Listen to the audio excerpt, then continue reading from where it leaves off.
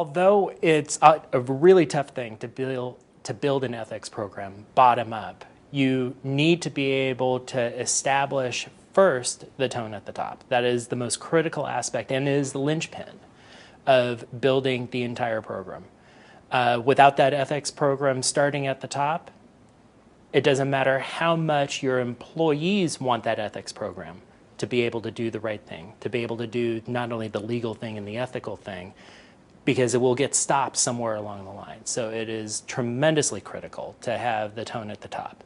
And then to engender with the entire population, whether you're talking about members, customers, suppliers, potentially governmental agencies, and to understand what their needs are to be able to build an effective program for your target organization.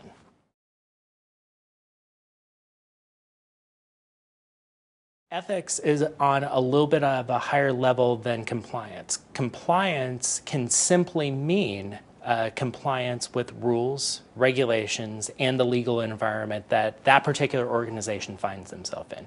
Retail, for example, you have to make sure that your products are healthy, clean, and don't affect the environment. That can be the basis of an ethics program, your compliance program.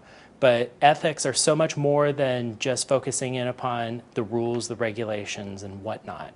It's very important to be able to step up into the ethics program because it's directly affected to what the organization believes in as they go forward, selling products, marketing goods and services to the consuming public.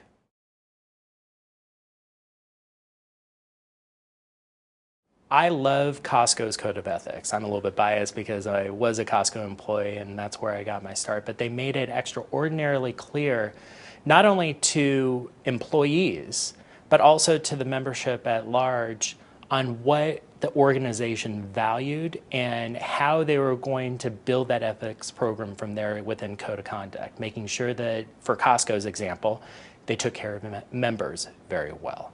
They took care of their employees very well. They respected their vendors. And ultimately, it comes down to building up that ethics program to be able to deliver shareholder value. And that's something that Costco, if you take a look at their stock price and their history, have done decade over decade, going back to, I believe, 1976 in San Diego under Saul Price.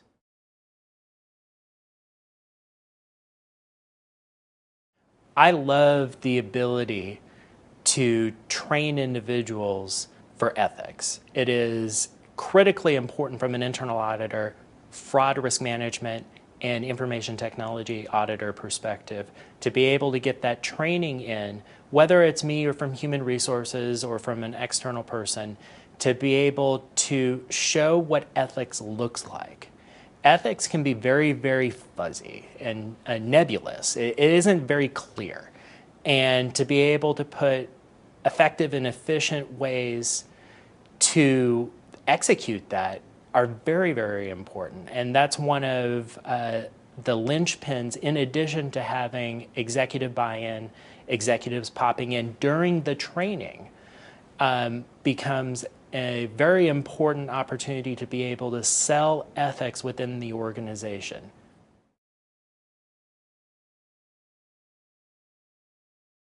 The biggest thing, at least in my view, is a bona fide, true, no retaliation policy.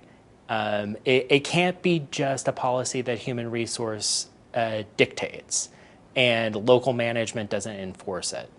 If the home office ends up finding out about any type of retaliation, it is up to the home office to be able to find remediating steps, not only to make that particular sentinel whole, but also to correct the problem within management that caused the problem in the first place.